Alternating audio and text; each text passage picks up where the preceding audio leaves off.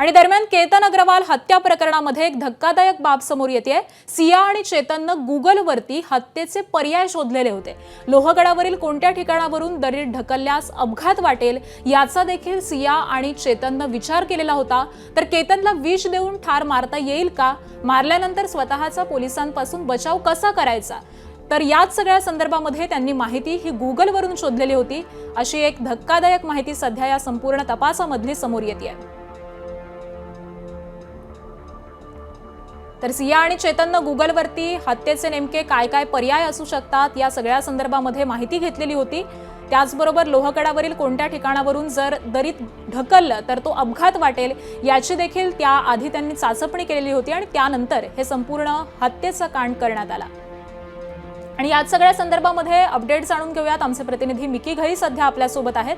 Mickey, सातत्याने धक्कादायक असे वेगवेगळे खुलासे होत आहेत। सिया आणि चेतनची कसून अशी चौकशी सुरू आहे आणि या चौकशीमधली ही धक्कादायक बाब समोर येते की त्यांनी गुगलवरती हत्या नेमकी कशी करायची याचे पर्याय शोधलेले होते। मिकी, अगदी जर आपण बघितलं तर सिया आणि चेतन हे दोन्ही आरोपींनी कशा पद्धतीने वेगवेगळे या केतनला मारण्यासाठी प्लॅन केलेले होते हे धक्कादायक माहिती आता तपासातून समोर येताना दिसते। त्यामध्ये प्रामुख्याने इंटरनेट गुगलचा देखील या ठिकाणी वापर करण्यात आलेला होता। जर केतनला आपण विष दिलं तर कशा पद्धतीने तो मरेल, कशा पद्धतीने आपल्याला संशय येऊ शकतो। जर तपासात आपण गेलो, पोलिसांना आपल्याला अटक केली, ताब्यात घेतलं तर आपण कशा पद्धतीने उत्तरं द्यायची। एवढंच काय तर लोहगडावर या केतनला ढकलण्याआधी हे दोघंही सिया आणि चेतन हे दोघं एक 2-3 दिवस अगोदर तिथं जाऊन पाहणी करून आलेले आहेत।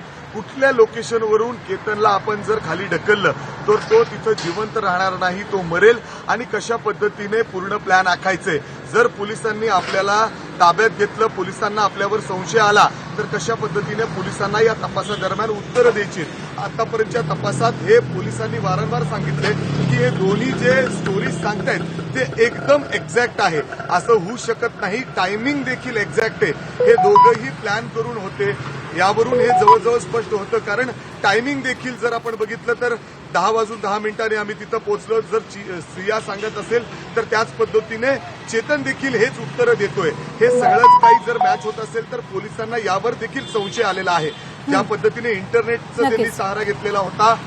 जर विष द्यायचं तर कुठलं विष द्यायचं हे देखील त्यांनी त्या ठिकाणी ठरवलेलं होतं, परंतु ते प्लॅन त्यांचं फिसकटलं आणि त्यामुळेच त्यांनी अशा पद्धतीने केतनला लोहगडावर घेऊन गेले आणि तिथून त्याला ढकलून दिलं आणि त्याच्यामध्ये त्याचा त्या ठिकाणी दुर्दैवी मृत्यू झालेला आहे। आणि त्यामुळे हे वेगवेगळे पर्याय त्यांनी गुगलवरून सर्च केलेले होते आणि हा शेवटचा पर्याय त्यांनी निवडलेला आहे।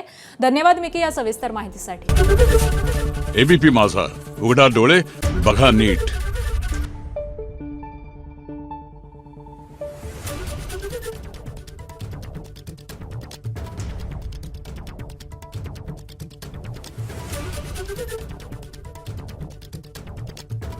Thank you.